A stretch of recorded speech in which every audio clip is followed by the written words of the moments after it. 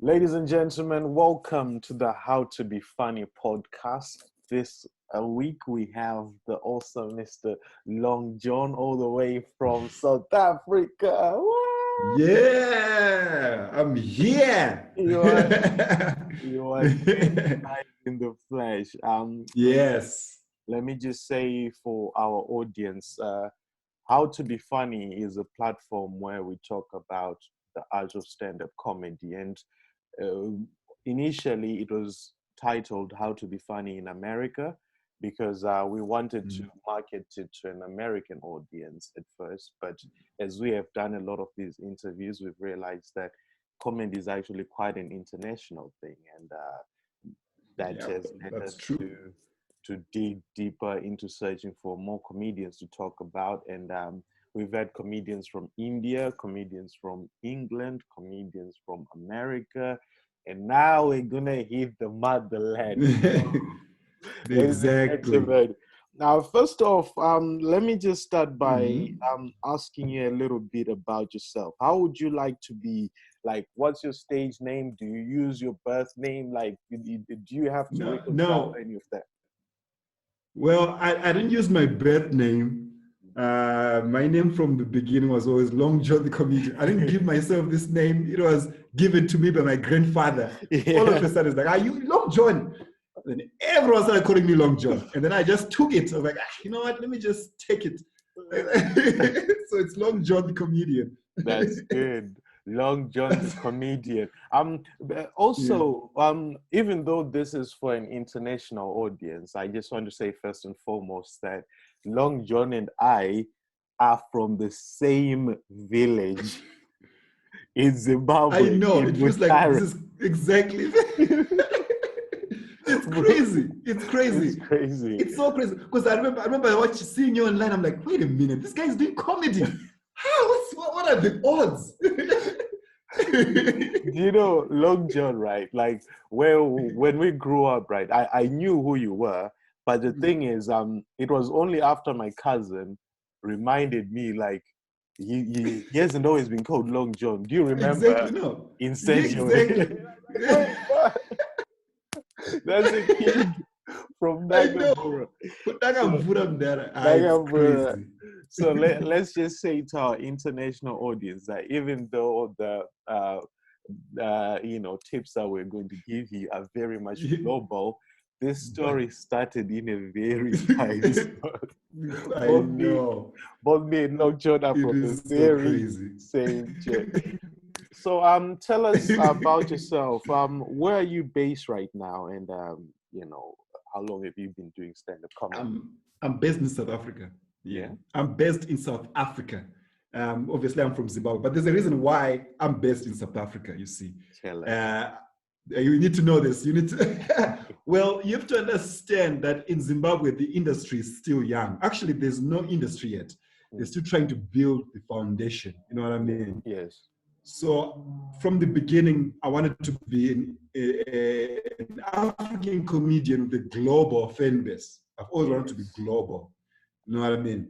Yeah. So I had to come to South Africa because here there's a market. There's actually an industry, a working machine where you can actually learn from. And the comedy is more global. You know what I mean? So I had to come here to learn. So I've been doing comedy for like 10 years, somewhere there. Yeah. So yeah, that's why I'm based in South Africa. I like the idea of being global because as we start this comedy journey, you quickly realize that you're not just making fun, or you're not just making your friends laugh, you're not just making the people in your city laugh. You're literally aiming to entertain the world, in all honesty. The world.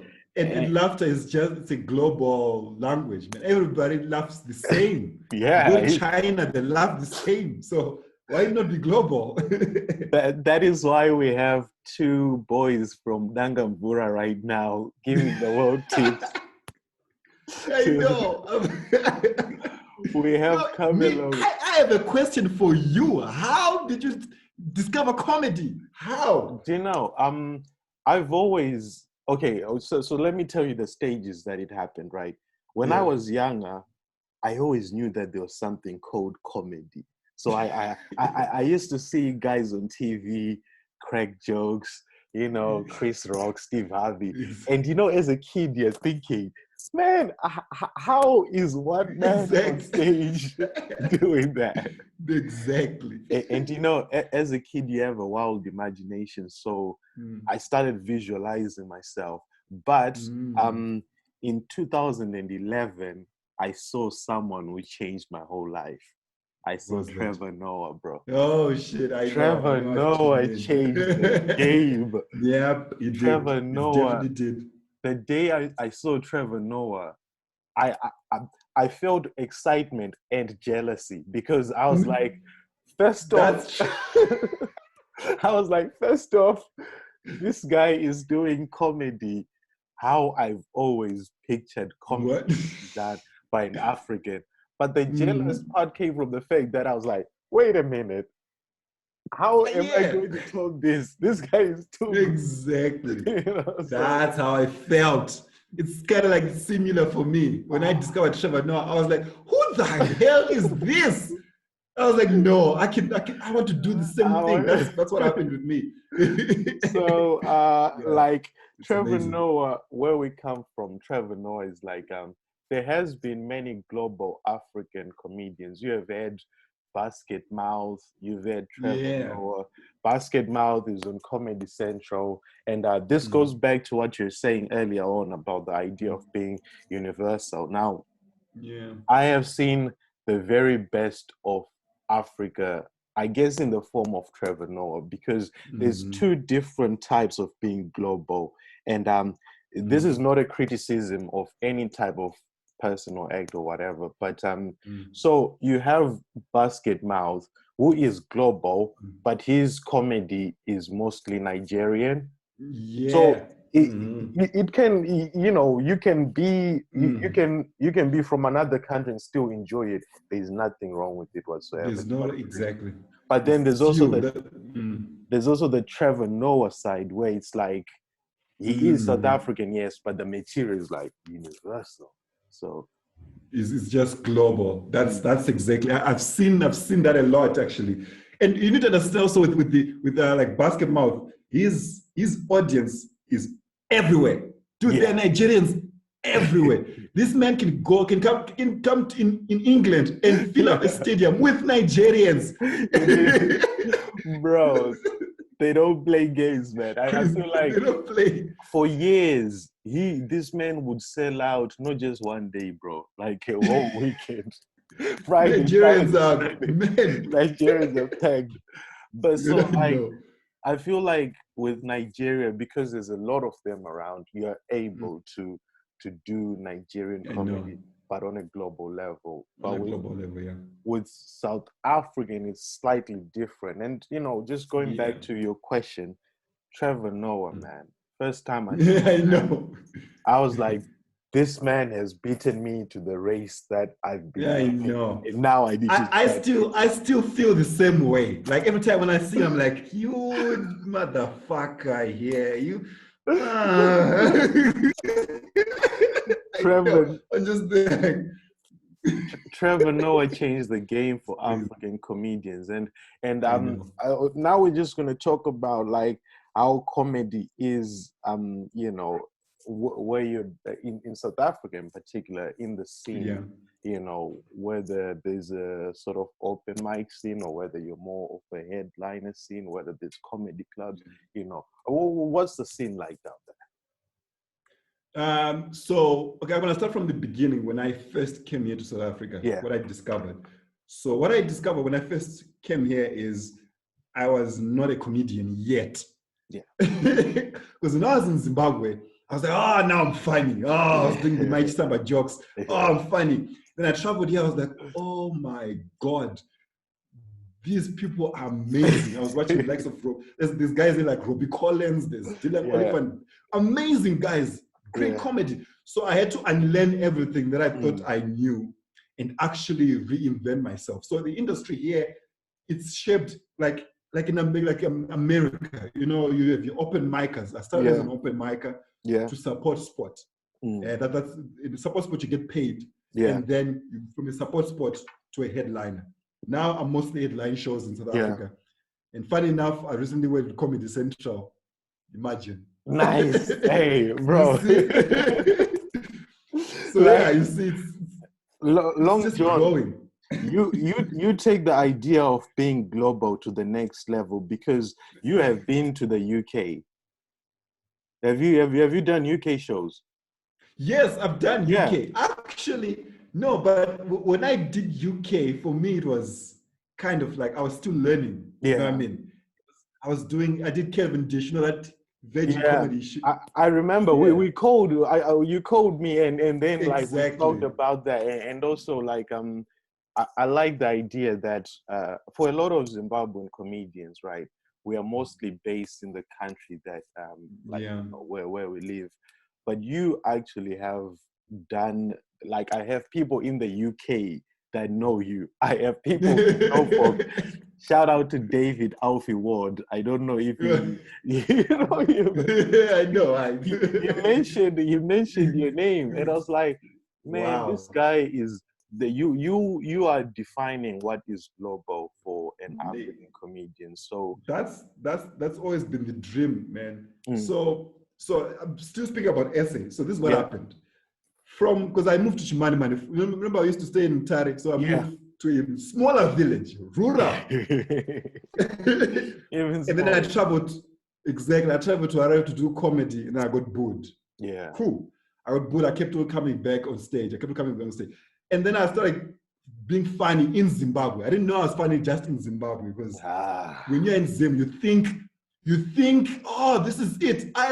That's when you get big-headed, and then you think, I'm the guy.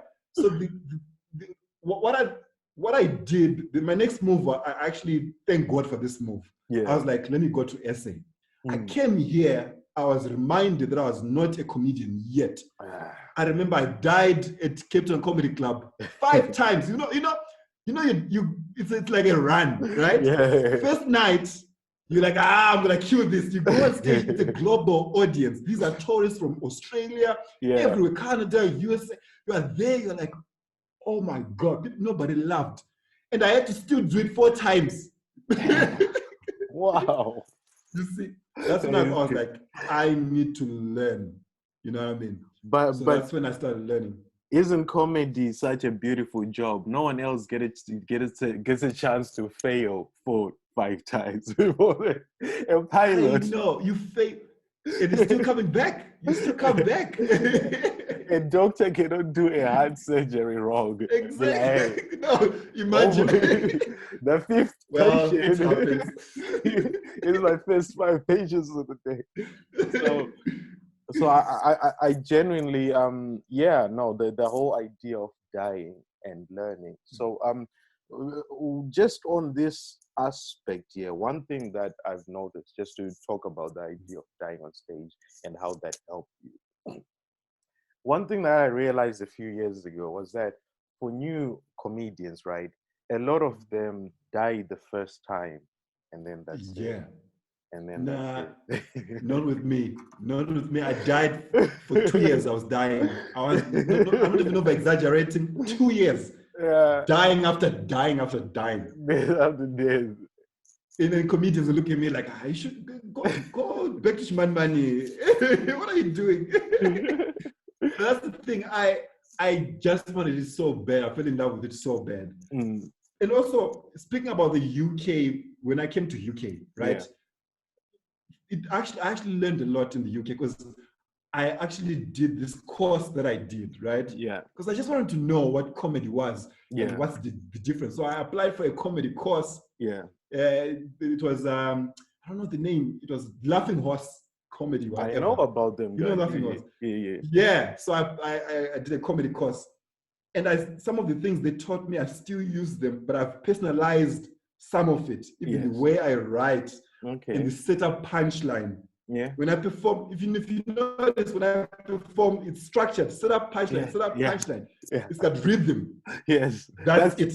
That's Right there. That's literally what I've learned. that's what we always talk about on the other episodes. How if it's not a setup, it has to be a punchline. If it's not a punchline, it has. If it's not one of those two, it doesn't. Need to. Exactly. Because I remember I had a lot of material. I had a book, and I had to remove words.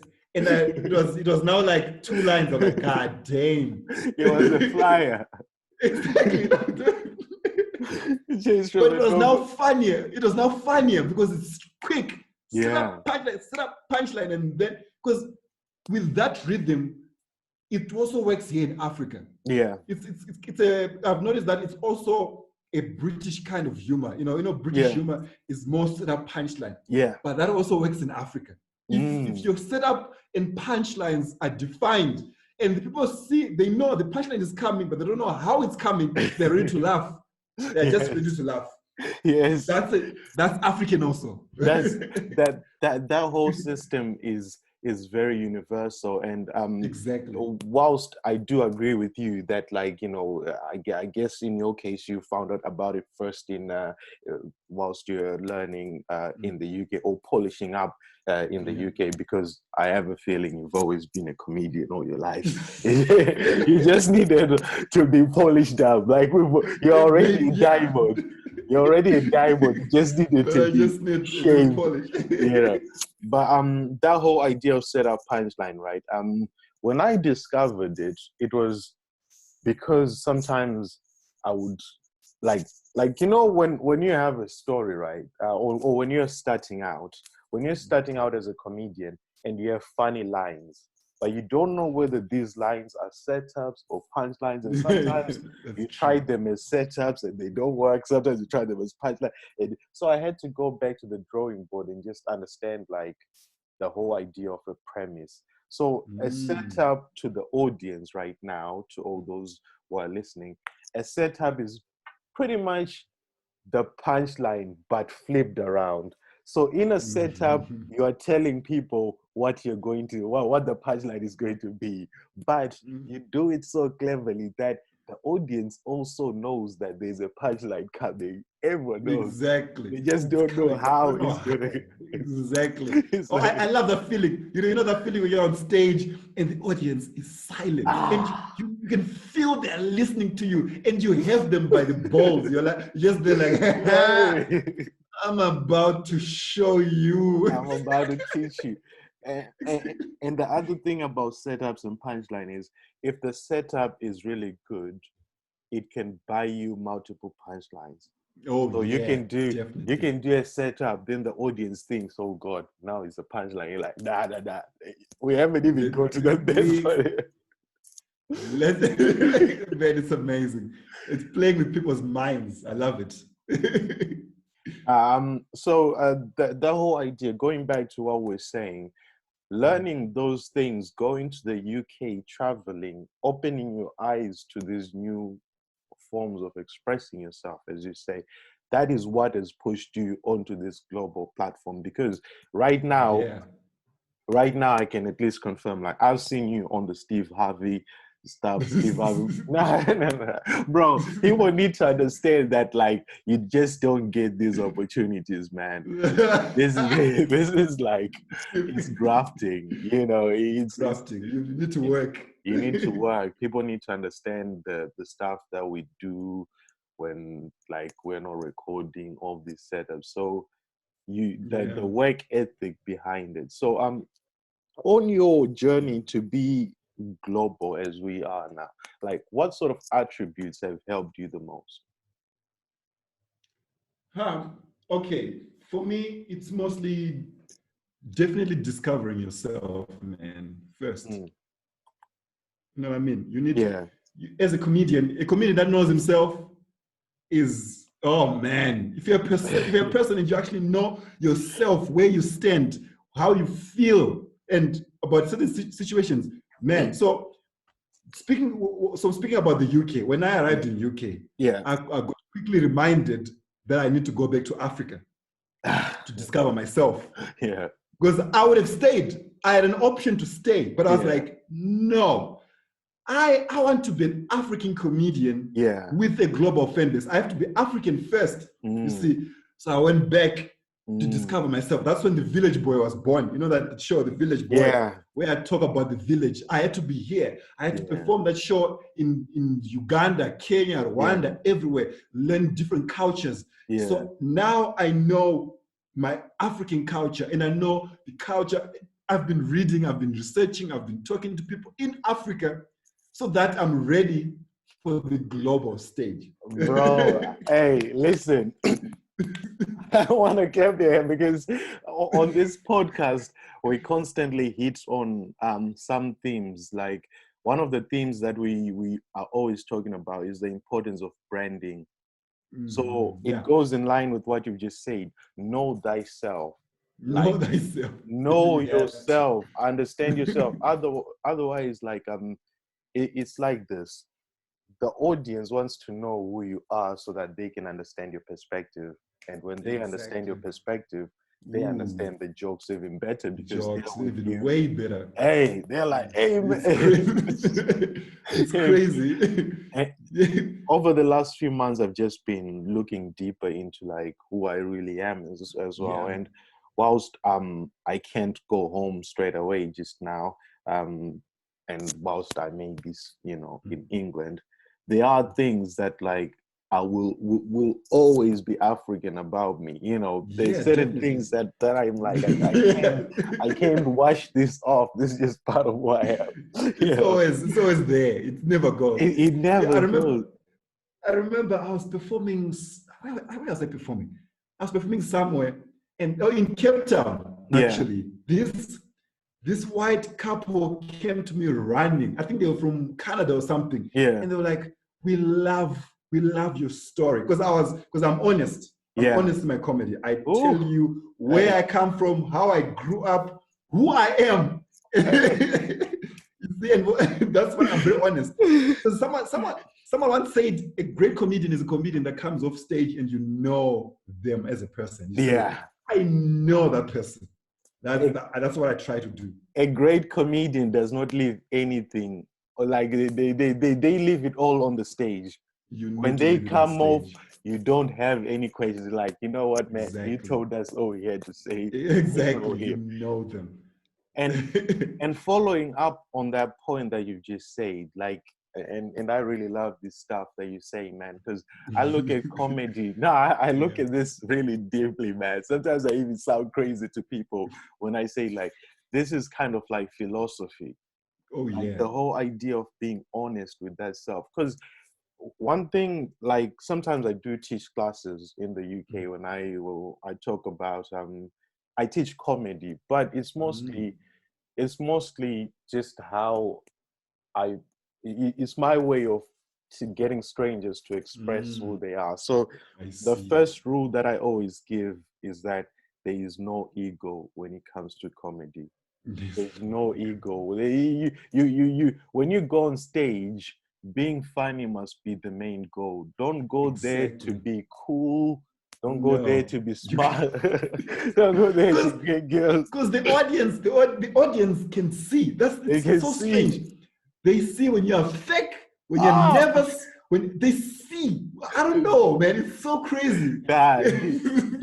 Like it's so beautiful, bro, because like sometimes I feel like with comedy, it hasn't been explored enough when it comes to human psychology, bro. It hasn't. You and I know damn well that like when the whole room is on the same page, when people are laughing, you can't describe that.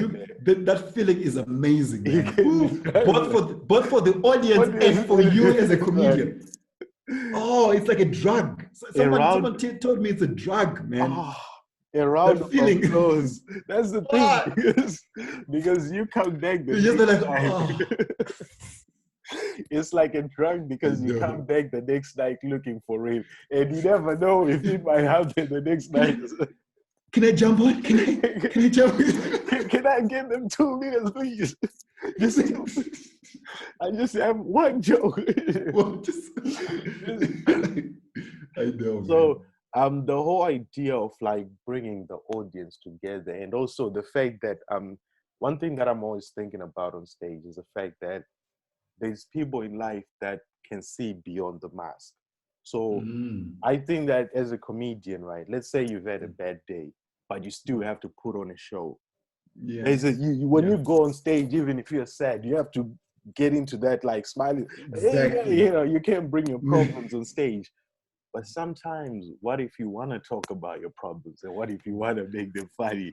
I was about to say that. I was about as soon as I was about to say yes. Right? I actually, this is what I'm learning Mm. now, to bring my problems and everything, because people can relate to that. They You're can not the only relate. one.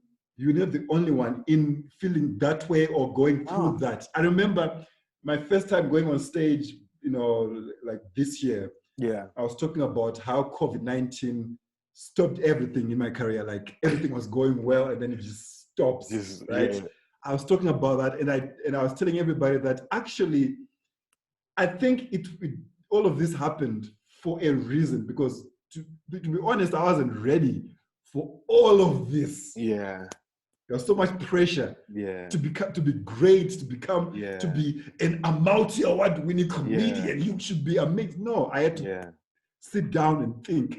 So being vulnerable like that, the audience is instantly on your side, yeah. just like that. And, and the beautiful thing about that is that like you learn that everything can be made into a joke. So when you're Mhm. starting out as Definitely. a comedian, man, your set is full of funny observations that you've put together. But as you advance, you Ooh. start with a blank page, bro, and then you make it funny. Do you see what I'm You saying? make it funny. You decide what you're going to Ooh. talk about, and then it's just as funny as someone who spent years putting together funny observations. Because Mhm. like once you've done comedy for a certain amount of years, you know the tricks, you know how to make people laugh, you Mm. know the little And ins you and know outs. yourself, like we're talking about, yeah. Mm. So now the next stage would be to make what you say matter. So Exactly. now you Ooh. gotta focus on the message. It's like, who am I? You're, That's so village boy. village. But actually, when I ask myself that question, what am I saying? Another show that I was working on before COVID was called Happily Uneducated, Yeah, where I talk about how this educational system in Africa affected me, yeah, yeah, and stuff like that, and yeah, how I'm learning my own way and stuff like that. mm, So I asked myself that question: what am I saying? What am I giving people? yeah. After my set, what did I give the people? That's Mm. when. So it's kind of like you grow as time goes on. It's crazy. Bro, how crazy is it that we can be on two different sides of the world, man, and still come up with similar conclusions, bro?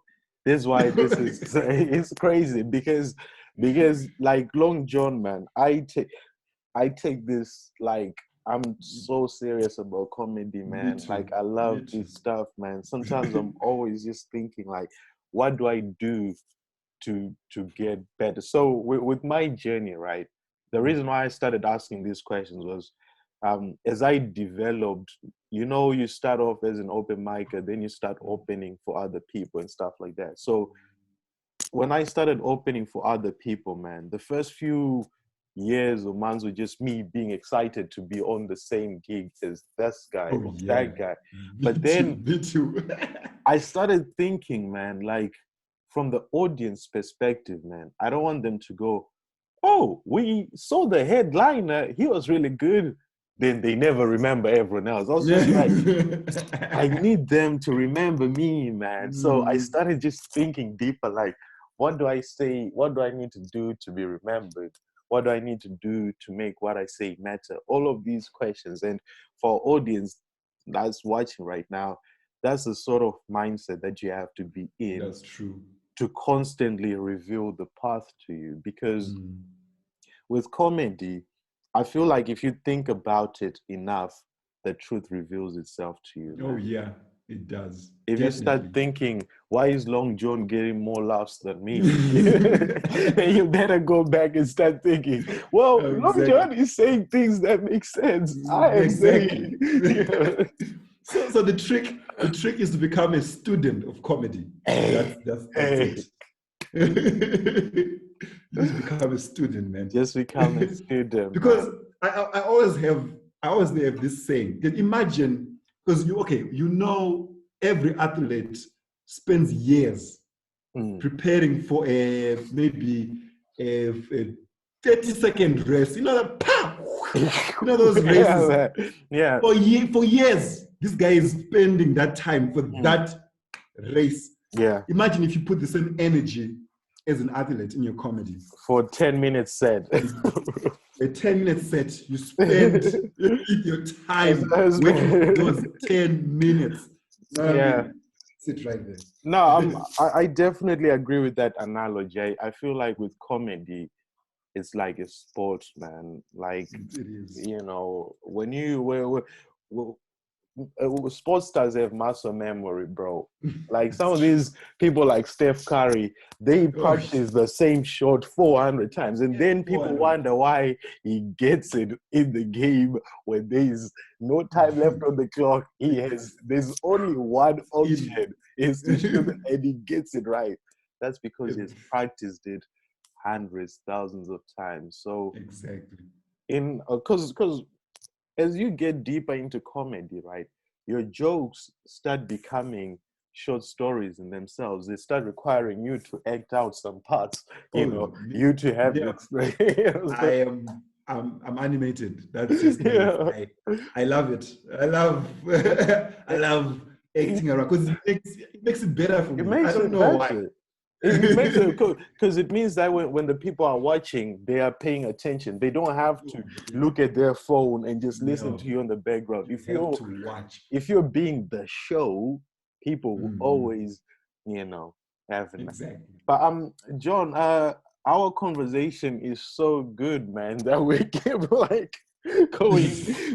Yo, there's so much to talk about. But I I know. just, I I, know. I just want to say that first and foremost, man, just to summarize the first section of this show, um, we've just talked about the idea of being global and how that is that realization that you have to be global in order to stand out, not just in Zimbabwe, not just in South Africa, but you have to be global to stand out because it's not Exactly. about where you're from, man. It's not about like It's where you're based. You could be in a city with one comedy club, man.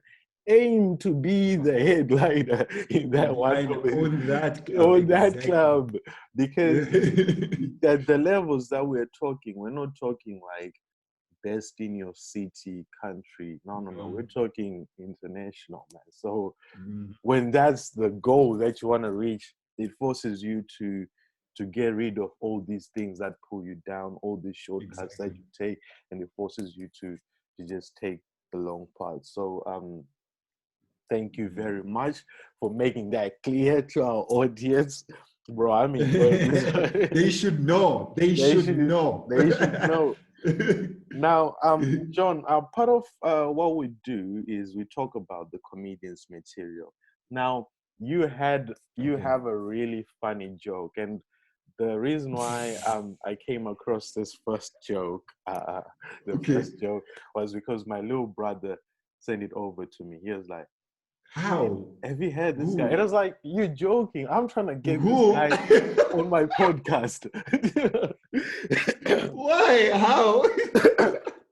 Bro, it's so crazy. Like I've been thinking of getting you on this podcast, but it was only after my Wow. little brother, and I was like, bro, do you know I am DMing this guy right now? And it was like, we were Oh just shit.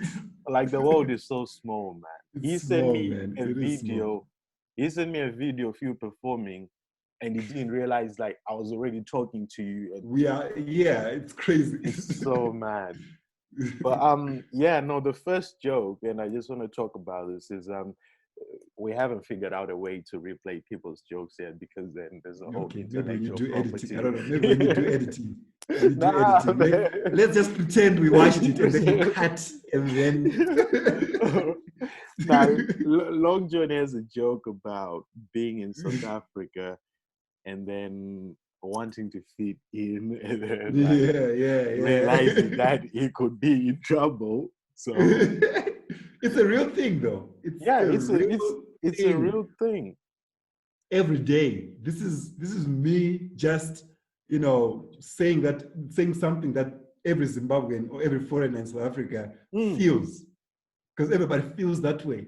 You're walking around town, you're like, do I look South African enough for the police? You know what I mean? Wait, so you have to worry about the police as well as the robbers? The police, the robbers, everybody. We have to worry about all of them, these guys. Because the police, they have a way of robbing you too. Who says who now? I don't know who's saving who. So it's crazy, man. That the joke that we're talking about was inspired by these situations that you find yourself in. And a few years ago, right, I was watching this program. It is a program about stand-up comedians. I think it's called Dying Laughing or something. Oh, you've heard about it. I've heard. I wanted to watch it, actually. Bro, it's so good. There's a point where they have this Richard Pryor character, and I consider Richard Pryor the greatest comedian. Me too. Legend. Yeah. No one like it. And I didn't want to say this, but I'm tempted to say this because this feels like we are. Yeah. Say it. I've always loved Bill Cosby's stand-up only. Only. Let's just but just. Bro, do you know, it's crazy, man. Do you know, but that guy used to sell out stadiums, man. Man. And his comedy was so amazing. I'm like, why? Oh, man. Let's not talk about it. We don't want to be cancelled. With great power comes great responsibility. That's all we can say. But that's all I can say. So Richard Pryor says something in this program. He says, he basically talks about how the funniest stories, right, or like even when you're just standing in front of your friends, you're trying to entertain them. You're not talking about, some stupid thing, you getting on the bus, blah, blah. You're talking about a time where you almost died. You're like, oh, you can't believe this, man. I almost survived some crazy shit. So it's the funniest thing ever. It's the funniest shit. So from danger comes comedy, or from this sense of danger, this whole idea that, oh shit, there could be trouble, man. That is true. There's so much humor to come from that. So that's so much humor. So I just wanted to double check whether there's anything else you wanted to add in regards to the sort of mindset or feelings that you had when coming up with that material. Oh no. So no, I had to go through that whole xenophobia thing when I was in SA, because in the joke I was talking about, they ask you what is this in Zulu and stuff like that. I had to go through that because I was actually in Johannesburg during that time. I saw it happening. You know what I mean? So I had to feel it. So when you see me performing that joke, I'm feeling it. I was there, guys. You know what I mean?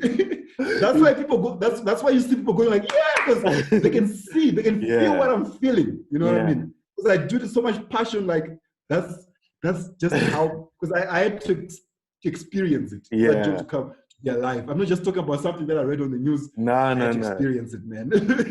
Experience is the best teacher, man. Like I see some, like, it's like when female comedians talk about giving birth or like, there are some things that if you experience it firsthand, bro, that danger, that adrenaline, it's nothing. Exactly. There's nothing like it. So that's how that joke came to life. And it's growing, actually. It's been growing.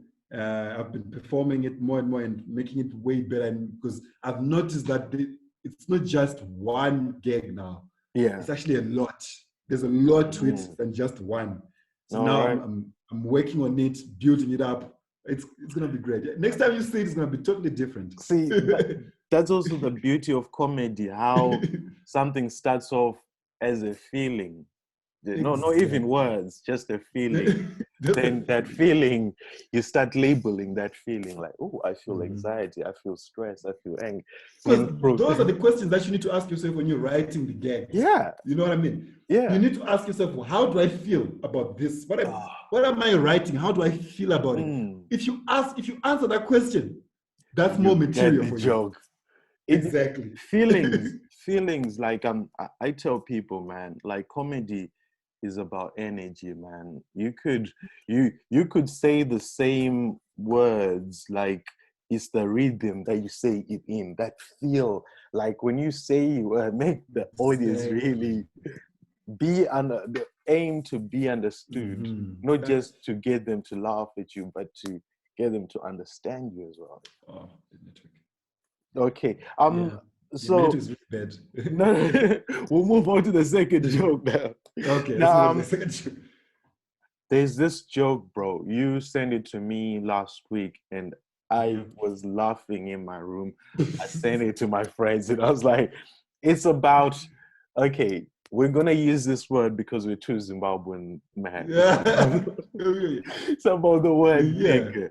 It's about the N Yeah, word. we have to say it. As it is N-word. known in the world, bro. How crazy is it that like when we grew up, that was a cool word in Zimbabwe? Like we did. Exactly. That whole joke came to me when I was wearing my cap, right? I was wearing my cap Yeah, sideways. yeah. My grandfather was like, it's like a nigga. I was like, what? Do you even know what that means? Yeah, Do you know it comes from? That's when I was like, oh my God, as yeah, Africans, we think bro. we've always think the word nigga is amazing. We've always thought the word nigga describes like black African Americans or like rap stars, bro. I remember. Exactly, and how much money you have, you know what I mean? You know, just the way you talk, like nigga over there. You know when you're well dressed back home and you're like, hey, damn, he's dressed like a nigga, man. I can dress the same thing.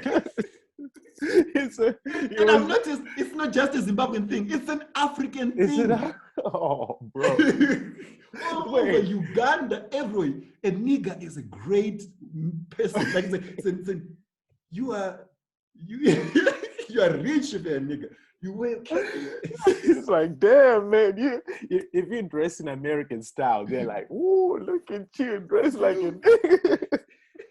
But do you know what I really love about that joke is that it is so it has a level of honesty that is true to people that would have grown up in that environment. exactly. And I also rem it informs, it it teaches the rest of the world how, like, it shows the rest of the world how we look at it also. You know what I because mean? when we grew up long John, they were sending us hip hop videos in Zimbabwe, and we were like, these are not the black people we know. These are niggas right here. Yeah, he drives a Lamborghini, he's got beaches, he's got money, he's a He's a nigga. nigga. bro, that's and there was even this time in history class, right, where one of the teachers was basically making a joke, say, man, niggas are very bad people, but like he was saying it in the context like gangsters. He was like, man, you're a bunch of American niggas, and they're like Let me tell you something. It took my grandmother to tell me, no, Mzukuru, nigga is a bad word. Because my grandmother, she reads. And I was like, what do you mean? Look at me. I'm a nigga. Now me. People didn't get it, man. Because the thing is, Long John, right? Like when we were growing up, man, we were listening. That okay, like the Western world was busy sending hip hop to Africa. When we had like, that's not our lifestyle, man. What do you That's think not we're our gonna lifestyle. call these things? Mm. Yeah, all these Sean John, all this. I'm like, yeah, they're dressed like niggas. makes sense. It makes sense. But I just wanted to highlight that joke because it's one of the things that got me thinking this week as I was preparing the interview. The idea that there are experiences that are unique, that are very, because you try to think about that joke like, you know, you try to do it in a Western audience, they'd be like, N-word. Okay, yeah. Oh, Oh, yeah. oh, But funny enough, I was about to perform on a Zoom show somewhere in I don't know, in America. yeah. And the producer was like, I saw one of your videos where you do a joke about the N-word. Can you not do that joke? Because the audience is, I was like, I'm like, oh, why is the audience not offended by racism? exactly. I'm the I'm a black guy from America, from Zimbabwe. I should be able to say this word. I should be. It's crazy. Nah, man. Like our feelings towards that word are just so different, and I feel like you could go down a street in Harare, a street in Zimbabwe, a street in Mutare, shouting the N-word, and no one would like. Nah, nobody would care. No one cares. Like, yeah. Even a white person calling black man a nigger, especially in the village, like, oh, thank you. I want to get. Nah, man. Long John, let me just say, my brother, this has been a fantastic episode. We're about to get to 50-something minutes, but wow, it felt like 10 minutes, man. It felt like 10 minutes. I think we're on 46 right now. But I just want to say, man, all of this has been such. It's really eye-opening, and for all those viewers that are based in, well, you can be based anywhere. You can be in China, India. Anywhere. What we've discussed tonight came from the heart. We've spoken about the truth, man. Yep, these are the things that work for Long John, and the things that work for me. You know, just take what you can. Take what you can. Also, always remember that this journey that you walk, you know, it's about digging deeper within thyself. You know? Yeah, that's true. So, do you have any final words before I let you go, sir? Well, like we discussed, man, the main thing that I even still do till today is to be a student of comedy. That's just bottom line. Just keep learning. You never stop learning. No matter how many years you're in the industry, you always learn. So those are my last words. Yeah. No. Thank you very much. You always learn. You had it yourself from the global comedian. Be a student of comedy. Always keep learning. I'm sorry. I think I may have caught coronavirus now. I've been coughing a bit. Oh, shit. Where's my mask? God dang. You never know. You never know. People from Tare, via Zoom. You don't shake a man. Nah, man. I just want to say thank you very much for joining me. No, thank you for having me. Yeah. Hey, John, it's a pleasure, man. And we're going to deliver some comedy truths to the fans of comedy around the world. 2 kids from Dangavura Mutare, bro. Yes. I know. Remember the 2 niggas from Dangavura. Exactly. 2 niggas. Hey. 2 niggas from Dangavura. Cool, man.